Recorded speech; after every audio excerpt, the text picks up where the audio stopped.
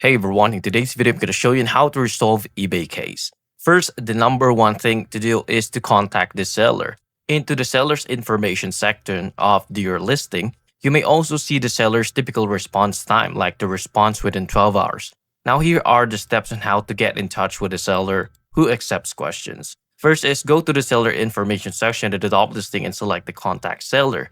And now from there, choose the topic that matches your question on the find answer page. Like for example, you have problem with the tracking of your product.